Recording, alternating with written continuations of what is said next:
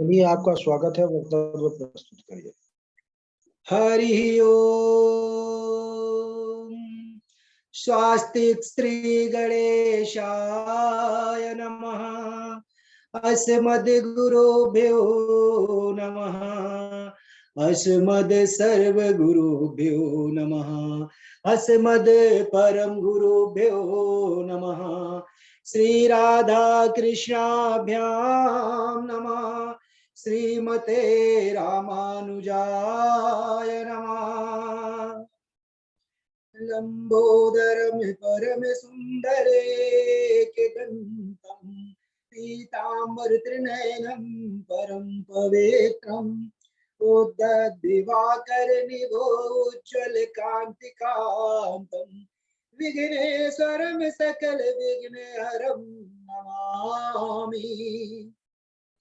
शरीरं स्वरूपं ततो वा कलत्रं यच्च चारुचित्रं धनं मेरुतुल्यं मनश्चैन लग्नं श्रीगुरुर्पिद्ये ततः किं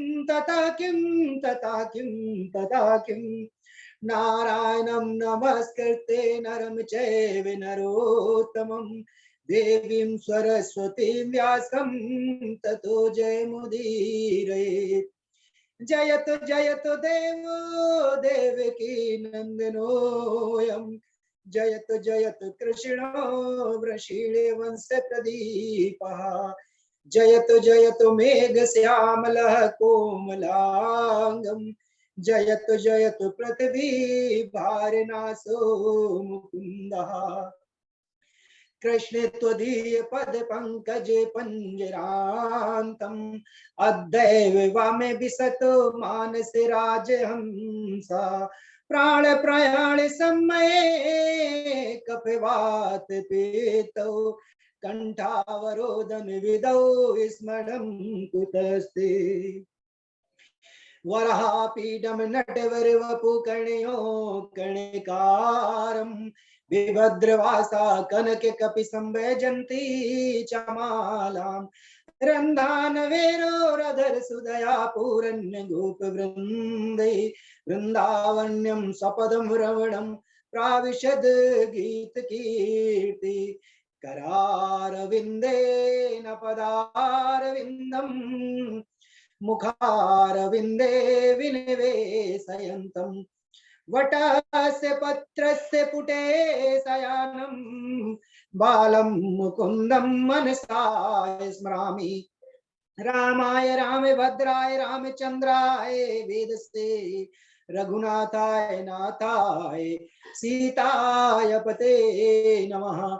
अंजनानन्दं वीरं जानकी शोकिनाशनं कपीचमक्षं तारं वन्दे लङ्काभयङ्करम् मूकं करोति वाचालं पंगुं लंघते गिरं यत्कृपातमहं वन्दे परमानन्दमाधवम्।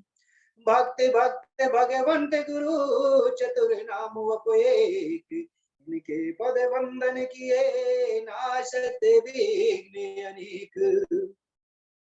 उपस्थित हमारे भक्त बंधु, सिया राम मैं सब जग जानी करहूं प्रणाम जोर जुग पानी। बोलिए भागवत भगवान की जय, व्यास जी महाराज की जय, सुखदेव भगवान की जय। आइए हम सब लोग अपने इष्ट देव को हाथ जोड़ के हृदय में बैठे हुए परमात्मा का हम संकीर्तन करते हैं।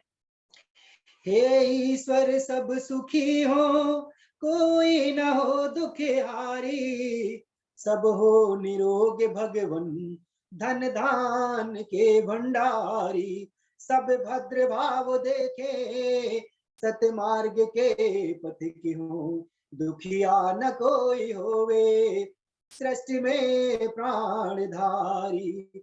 सुखी बसे संसार सब दुखिया रहे न कोई, यह अभिलाषा हम सबकी भगवन पूरी हो। विद्या बुद्धि तेज बल सबके भीतर हो, दूध पुत्र धन धान से वंचित रहे न कोई। आपकी भक्ति प्रेम से मन होवे भरपूर, राग द्वेष से चित्त मेरा तो सौभाग्य दूर। मिले भरोसा आपका हमें सदा जगदीश, आशा तेरे नाम की बनी रहे ममीस। पाप से हमें बचाइए करके दया दयाल, अपना भक्त बना के सबको करो निहाल। दिल में दया उदारता, मन में प्रेम अपार, हृदय में धीरज दीनता, ए मेरे करतार। हाथ जोड़ विनती करूं, सुनिए कृपा निधान। साधु संगत सुख दीजिए, दया धर्म का दान दीजिए, दया धर्म का दान दीजिए, दया धर्म का दान। बोलिए श्री वृंदावन बांके बिहारी लाल की जय, श्री श्री हनुमान जी महाराज की जय, परम कल्याणी गौ माता की जय। उपस्थित हमारे सभी भक्त बंधु, बहन, माताएं और भगनी बंधुएं, उनके हृदय में विराजमान हमारे सर्वेश्वर ठाकुर जी के चरणों में कोटि कोटि प्रणाम। और यूट्यूब और सोशल मीडिया के माध्यम से जो कथा का रसास्वादन कर रहे हैं, और बड़े अहतिक कृपा है ठाकुर जी की कि आज हम सब लोग जो है बैठ के एक ही जगह पे कथा को श्रवण कर रहे हैं। और भगवान श्री कृष्ण की आह्लादनी शक्ति श्री सर्वेश्वरी, प्राण प्रिया सर्वेश्वरी राधा रानी साथ में विराजमान होके, और दास का सर्वेश्वरी युगल सरकार के चरणों में दास का कोटि कोटि वंदन और प्रणाम और अभिनंदन। इस कथा को आज मैं आपको श्रवण करा रहा हूं, और इस कथा को नहीं, जो भगवान श्री हरि ने भगवान की कथा बाबा ब्रह्मा जी को सुनाई, और वही कथा आज मैं आपको सुनाने जा रहा हूं। और कहते हैं इस कथा को सुनने से अनेकों अनेक पाप और संताप दूर हो सकते हैं। आज मैं आपको राजा परीक्षित के जन्म की कथा से लेके भगवान सुखदेव जी ने राजा परीक्षित को कैसे उद्धार किया, कैसे मोक्ष दिया। हे प्यारे भक्तों, ये कथा तो देवताओं के लिए भी मुश्किल है, और हमारा आपका बड़ा सौभाग्य है कि गुरु की कृपा से हम लोग जो है मानव रूप में जन्म लिए हैं और कथा को सुनते हैं ऐसे भारतवर्ष में जहां पे संत ऋषि मुनि नित्य भगवान के गुणानुवाद किया करते हैं, भगवान की कथा सुनाया करते हैं। और कहते हैं रोगी कहे निर्धन सुख, रोगी कहे राजा सुखी, और राजा कहे चक्रवर्ती राजा सुखी, चक्रवर्ती राजा कहे सुख तो इंद्र को, इंद्र कहे सुख तो ठाकुर जी को, और भगवान कहे सुख तो संतन को। कहते हैं कहाँ कहाँ लगे नाम बड़ाई, कहाँ कहाँ लगे नाम बड़ाई, राम न सकहि नाम गुण गाई। कहाँ लग प्रभु के गुणों का बखान मैं करूं, और कोई भी संसार में कोई भी ऐसा आज तक जीव नहीं बना है जो भगवान की अनन्य अनन्य कथाओं को कह सके। तो स्वयं ठाकुर जी ही कहलवा रहे हैं और वही सुन भी रहे हैं। एक बार की मैं आपको छोटा सा एक प्रसंग सुनाता हूँ, फिर कथा को मैं ले चलता हूँ।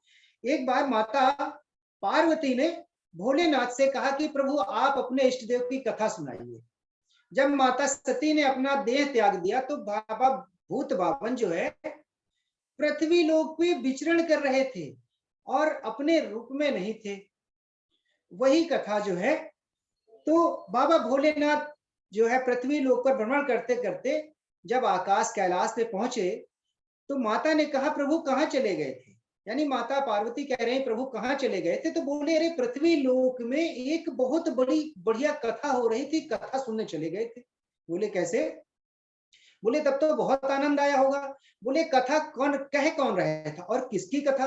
बोले वही भगवान की कथा जो है, एक कौवा सुना रहा था, एक कागा सुना रहा था। बोले कागा सुना रहा था, कागा का कंठ भी तो काव काव करता है। तो कागा, माता ने कहा कौवा कैसे सुना सकता है। तो माता ने कहा जिस पे भगवान की कृपा हो जाए। तो कौवा कथा किसकी सुना रहा था। देखिए यहाँ समझने वाली बात है कि कथा ना तो मैं अपने जीवन की सुना रहा हूं, ना तो संसार की सुना रहा हूं।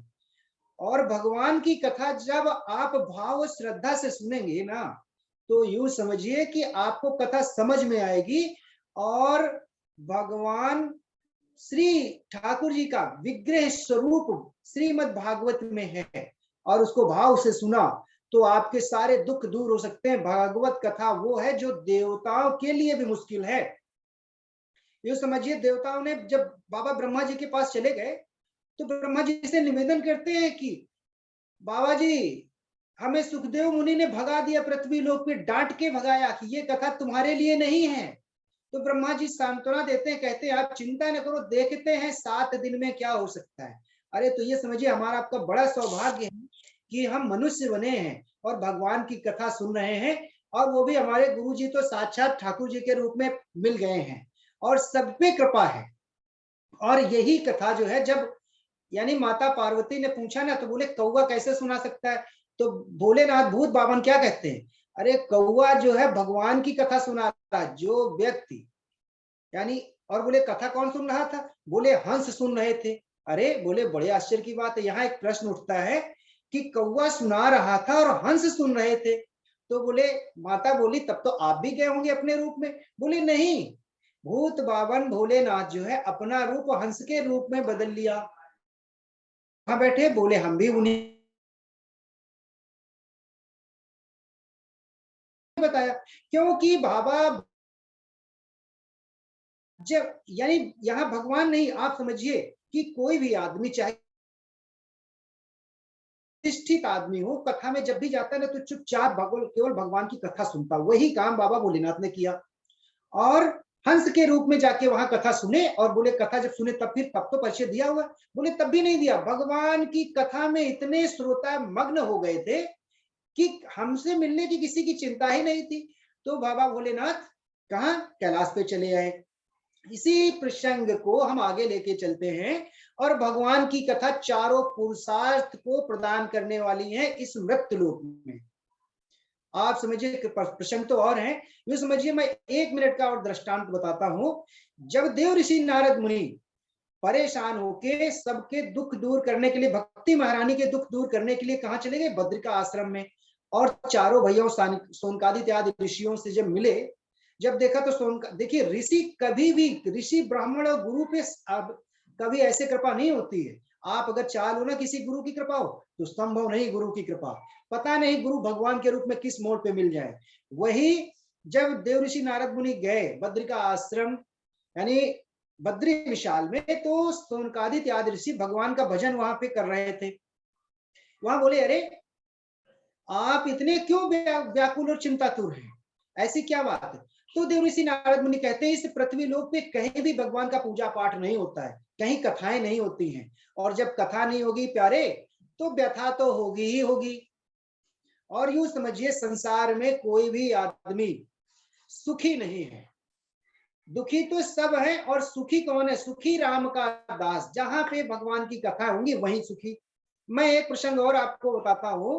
आप कहेंगे आज प्रसंग ही प्रसंग। देखिए कहानियों में तो कुछ नहीं, जब तक हम कथा को अपने जीवन में स्वयं नहीं उतारेंगे तब तक कथा हमें व्यथा ही समझ में आएगी। कि एक कथा 1 मिनट की कथा है। राजा परीक्षित का जन्म हुआ और जन्म होने के बाद सुखदेव भगवान आए, सुखदेव भगवान ने मंत्र दिया और उनको मोक्ष मिल गया। ये कथा, इससे तो समझ में कुछ नहीं आने वाला।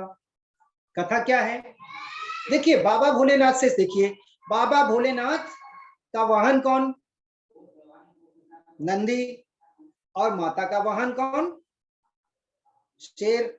अब बताइए क्या नंदी और शेर में कभी पटी, दोनों विपरीत स्थितियां हैं। ठीक। अब देखिए गणेश भगवान का वाहन कौन? मूषक। और बाबा भोलेनाथ के गले में क्या? सांप।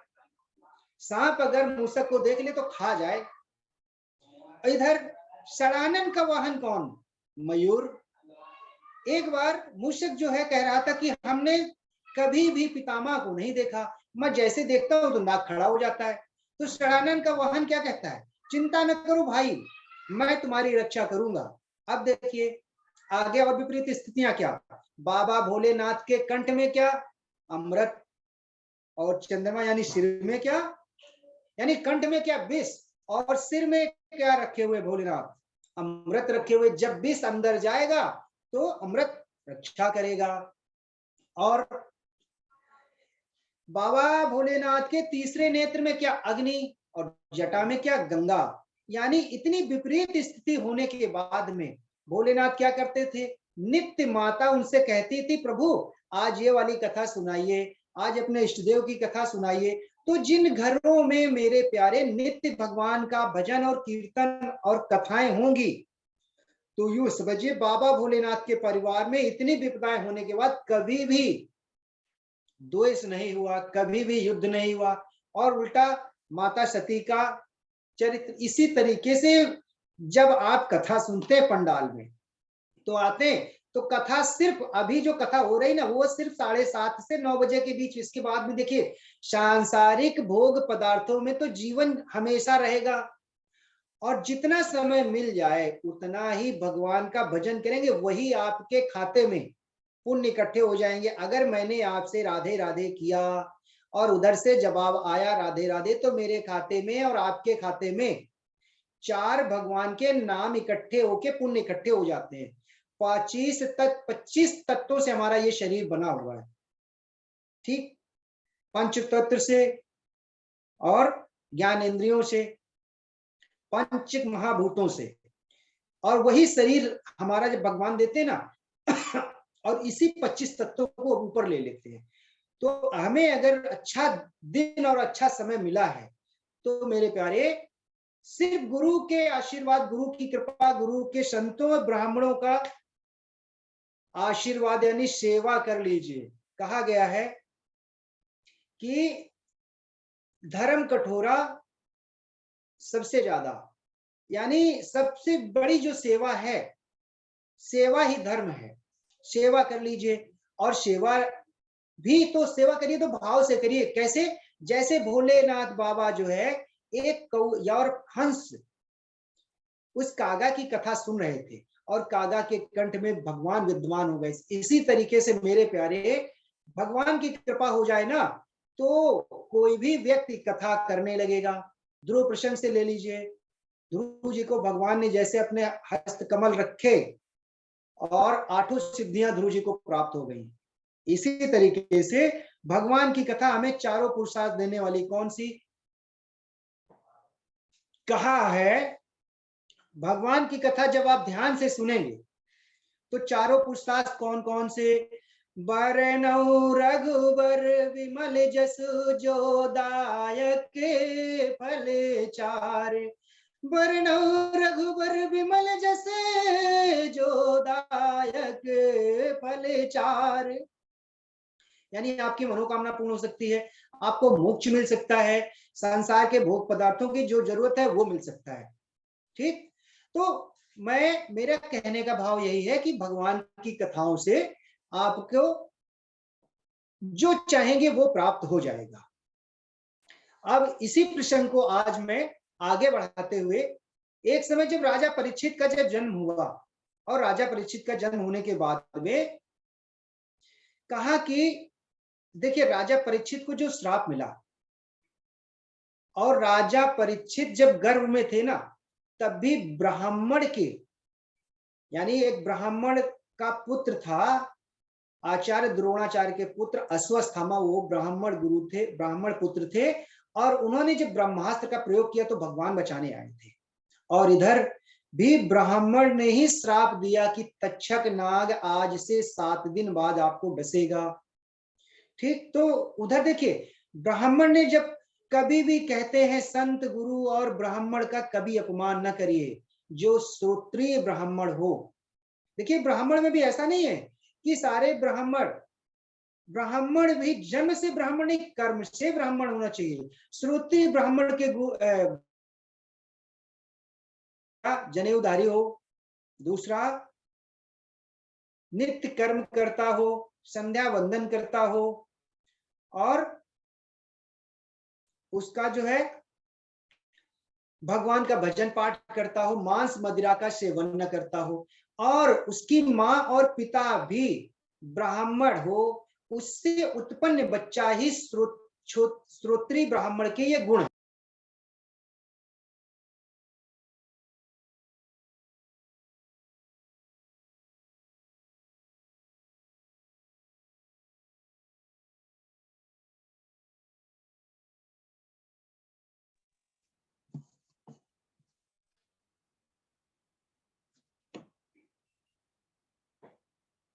तो श्रोत्रिय ब्राह्मण के ये 4 लक्षण हैं, और ब्राह्मण हमारे लिए सदैव पूजनीय है। भगवान ठाकुर जी क्या कहते हैं कि एक बार आप मेरा अपमान कर दीजिए, लेकिन ब्राह्मण का अगर कोई अपमान करेगा, आज मैं जो कुछ भी हूं ना, तो ब्राह्मण की वजह से हूं।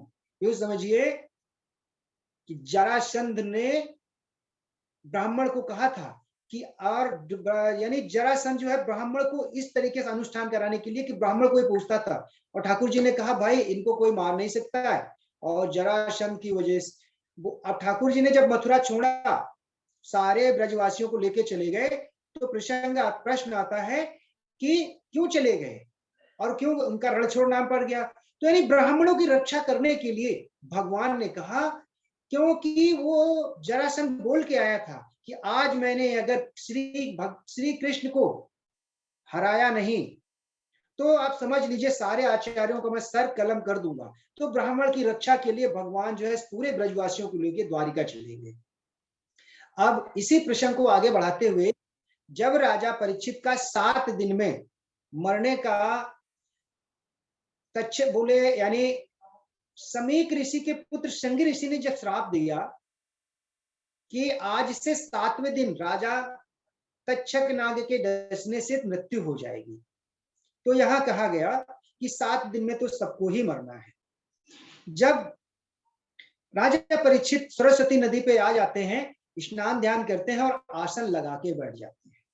सप्त ऋषि आदि ऋषि मुनि जब वहां उपस्थित होते हैं, तो सबसे कहते हैं कि ये बताइए भगवान कि हमारे उद्धार का इन 7 दिनों में हम कैसे, मेरा उद्धार हो सकता है, ऐसी कौन सी हम भजन करें, किस भगवान को हम भजें कि हमारा उद्धार हो। अब ऋषिगण बड़े चिंतित हो गए कि समय बहुत कम है और 7 दिन में कैसे जो है इनका होगा। आपस में ऋषिगण चर्चा करने लगे। इधर से यानी निवृत्त रूप में सुखदेव भगवान प्रकट होते हैं, और सुखदेव भगवान वहीं पे आ जाते हैं, और सारे ऋषिगण दंडवत प्रणाम करते हैं। राजा परीक्षित भी उनको दंडवत प्रणाम करते हैं, सुखदेव भगवान को। बोलिए सुखदेव भगवान की जय। सुखदेव भगवान 16 वर्ष की आयु में कोई वस्त्र नहीं पहने थे, और जो भी नर नारी उन्हें देखते तो उन्हें सुख दुख का कोई भेद ही नहीं था। वो ये भी नहीं जानते थे कि ये पुरुष है या नारी है।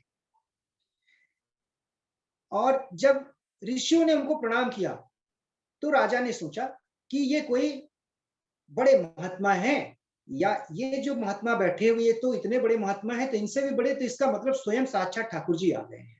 ऐसा उनके मन में भाव आया, और जैसे ही बैठे, और बैठने के बाद में राजा ने बिना बैठे हुए एक प्रश्न कर दिया। गुरुदेव के चरणों में प्रणाम करने के बाद में बोले, प्रभु म्रियमान मनुष्य को क्या करना चाहिए। तो सुखदेव भगवान कहते हैं कि राजन, जब कोई आए सबसे पहले तो उसे आप आसन दीजिए, सम्मान से बैठाइए, फिर उसे पानी के लिए पूछिए। आपने तो आते ही शुरू कर दिया। तो बोले कि प्रभु, सुबह से शाम जब गौ दोहन का समय होता है, तो भगवान स्वरूप संत रूप तो रुकते नहीं है, तो आप प्रभु कहाँ रुकेंगे, हमारे पास तो 7 दिन का ही समय है। तो सुखदेव भगवान सोचते हैं कि राजा जो है मृत्यु से बहुत भयभीत है। तो सुखदेव भगवान कहते हैं कि मैं तुम्हें एक प्रसंग सुनाता हूं। इक्ष्वाक वंश में राजा खटवांग हुए और बोले 2 घड़ी यानी 2.5 घड़ी में राजा खटवांग जो है भगवान की भक्ति प्राप्त करके और भगवान के धाम में चले गए। और आपके पास तो राजन 7 दिन का समय है। तो राजा को कुछ तसल्ली हुई जब सुखदेव भगवान इस तरह से कहे। बोले 2.5 घड़ी में राजा इक्ष्वाक वंश के राजा खटवांग जो है उन्हें मोक्ष मिल गया। बोले हाँ। बोले राजन आपके पास 7 दिन का समय है। इधर ब्रह्मा जी भी देखिए, ब्रह्मा बाबा जो सृष्टि को रचे हैं, जब ये इन्होंने कहा कि 7 दिन में देखते हैं कैसे मुक्ति मिलती है, देवता उधर देवता इंतजार कर रहे हैं और इधर सुखदेव भगवान स्वयं आके बोले। तब राजा को ये आश्वासन हो गया कि हमें ब्राह्मण ने श्राप दिया था और ठाकुर जी ने हमें बचाया था, और आज ब्राह्मण ने श्राप दिया है तो ये साक्षात भगवान उपस्थित हो गए हैं। इसी प्रसंग को आगे बढ़ाते हुए इस श्लोक के माध्यम से मैं आपको यहाँ पे सुखदेव भगवान राजा परीक्षित सुखदेव भगवान से कहते हैं, तो सुखदेव भगवान गदगद हो जाते हैं और कहते हैं वरीयाने से ते प्रश्ना क्रतो लोकहितो नृप आत्मविद सम्मता पुंसाम श्रोतव्यादिसुया परा।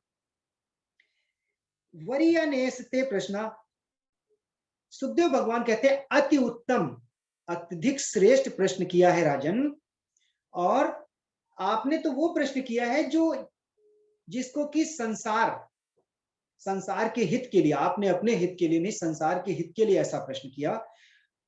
इस तरह जब बात करते हैं तब कहते हैं कि हमें भगवान की भक्ति, क्या हम ऐसा करें कि हमें इतने कम दिनों में भगवान के चरणों का ध्यान मिल जाए। यहाँ पे कहा गया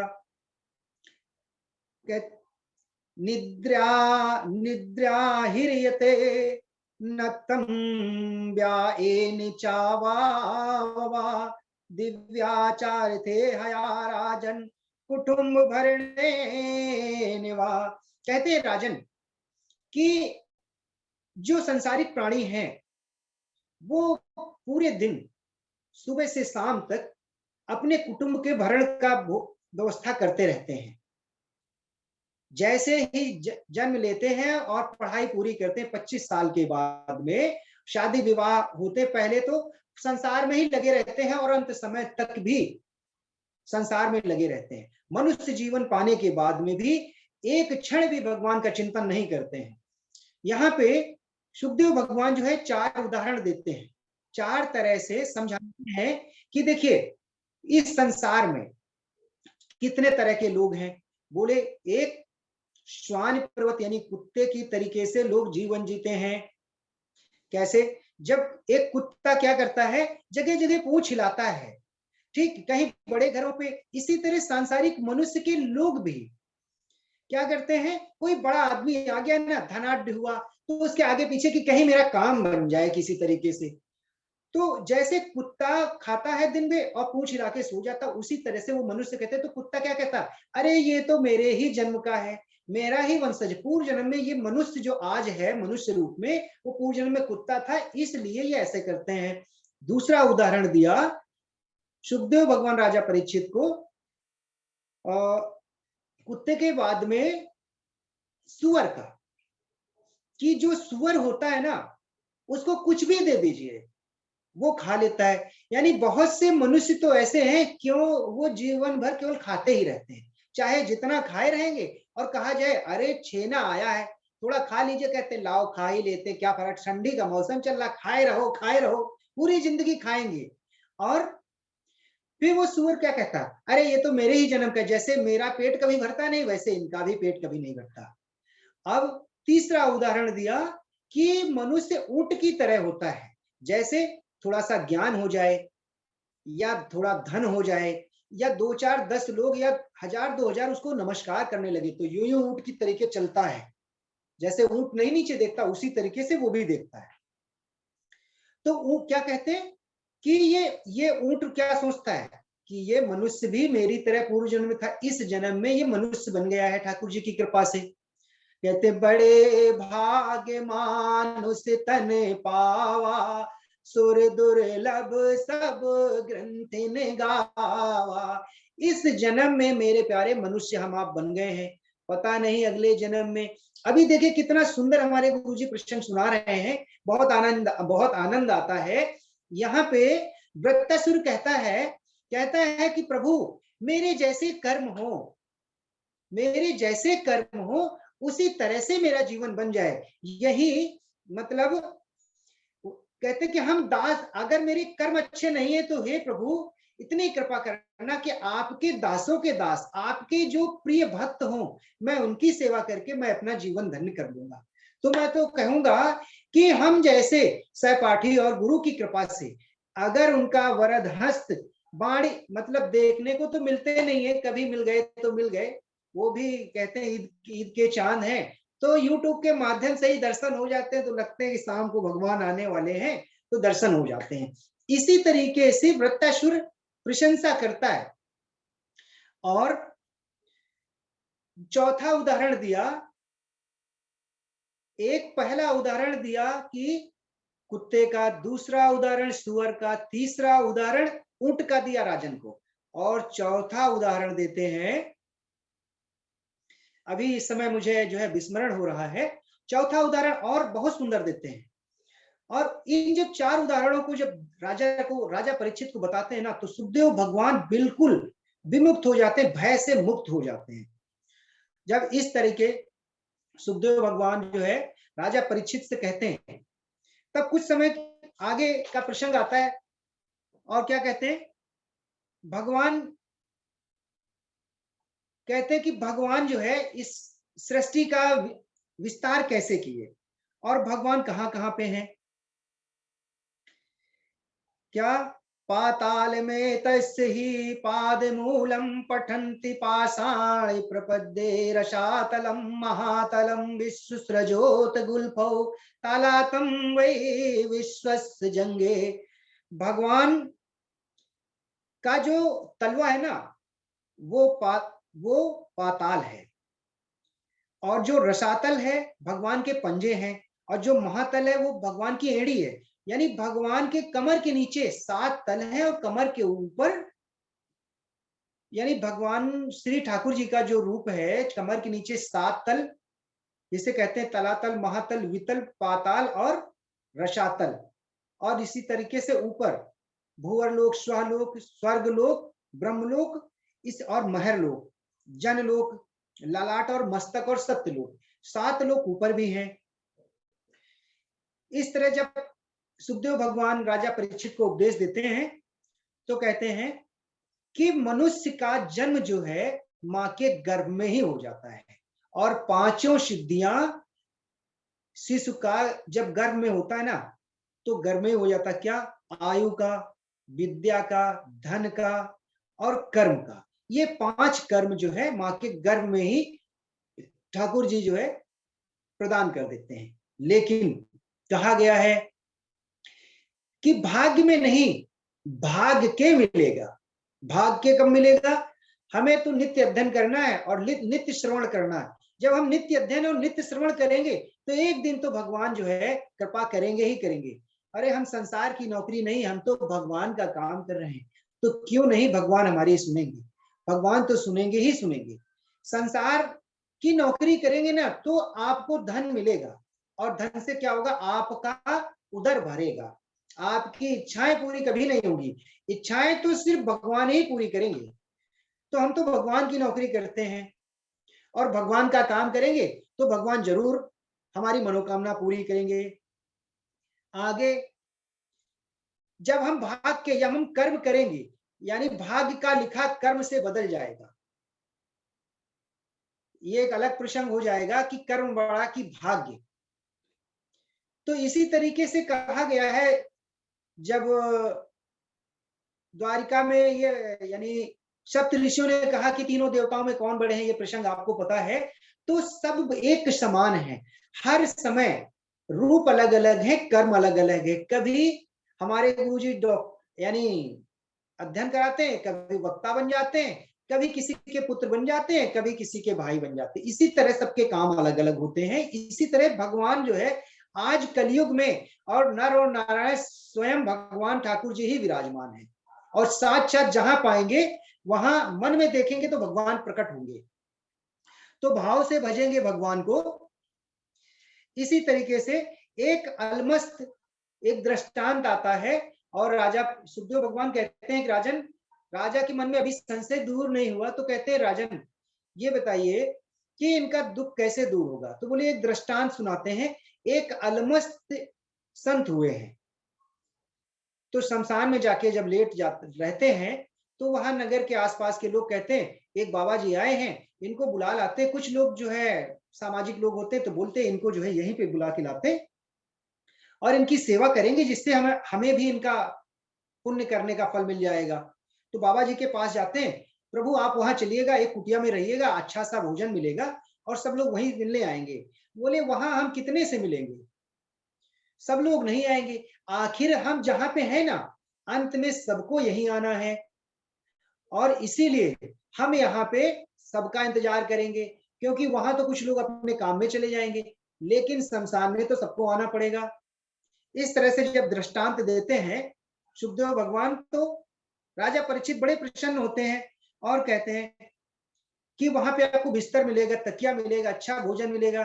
तब कहते हैं जमीन पर लेट जाते हैं, सिरहाने हाथ रखते हैं, हम तो अपना तकिया गद्दा साथ ही रखते हैं।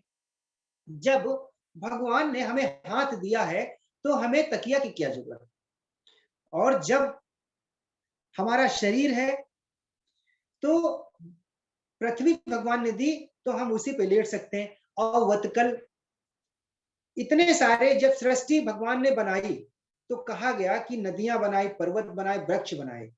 अरे जब जमीन बना दी, तो पहले देखिए सतयुग और त्रेता और द्वापर में क्या मकान हुआ करते थे? नहीं, तो जमीन होती थी, गुफाएं होती थी, ऋषि मुनि उसी में रहते थे।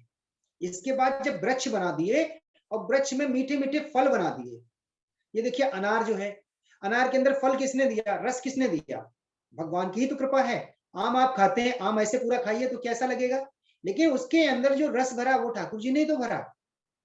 और केला, पूरा केला छिलके सहित खा लीजिए तो क्या आनंद मिलेगा? नहीं मिलेगा। तो उसके अंदर जो रस भरा वो हमारे स्वयं भगवान बिहारी जी ने भरे।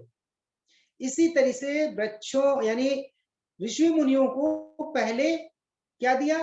कंदराए गुफाएं दी, और वृक्ष दिए, फलदार वृक्ष दिए, फिर नदियां और झरने दी कि आप कंदराओं में रहिए, वजन करिए और वृक्षों से भोजन करिए, और नदियों झरनों में पानी पीजिए।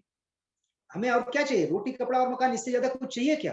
कितना भी हो जाए, आज अंबानी तक खुश नहीं है, कोई भी संसार में टाटा बिरला तक खुश नहीं है। जो भी दिया है प्रभु ने उतने में ही संतुष्ट रहने का प्रयास करिए, और आगे भगवान का नित्य कीर्तन करेंगे तो मिलेगा।